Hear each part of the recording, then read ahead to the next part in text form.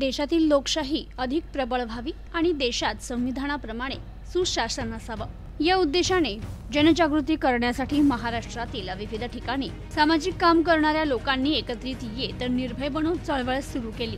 सध्या देशातील वातावरण हे लोकशाहीसाठी मारक असून संविधानाची पायमल्ली होतीये। सरकार विरोधात आवाज उठविणाऱ्यांचा आवाज दाबला जातोय।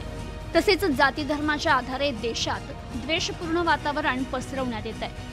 राजकारणाचं गुन्हेगारीकरण झालंय। महागाई, बेरोजगारी, कर्जबाजारीपणा, भ्रष्टाचार, अन्याय, अत्याचार यात वाढ होतीये। फोडाफोडीचं राजकारण, राजकारणातील संधी साधूपणामुळे नागरिकांचे मूलभूत अधिकार, हक्क, मूलभूत प्रश्न याकडे दुर्लक्ष होत चाललंय। त्यामुळे प्रत्येक नागरिकांना जागं होणं गरजेचं आहे। संविधानाची प्रतिष्ठा वाढेल अशा लोकशाहीसाठी आपलं योगदान देण्याची हीच खरी वेळ आहे।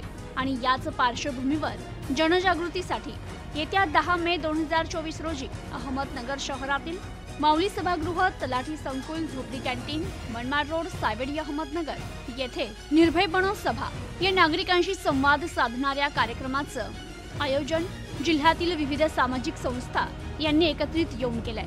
तर यात डॉक्टर विश्वंभर चौधरी आणि ॲडव्होकेट असीम सरोते हे प्रमुख वक्ते असणार आहे। तर ॲडव्होकेट निशा शिवूरकर या कार्यक्रमाच्या अध्यक्षस्थानी असणार आहे। तरी या कार्यक्रमासाठी जास्तीत जास्त नागरिकांनी उपस्थित राहावं असं आवाहन करण्यात येत आहे।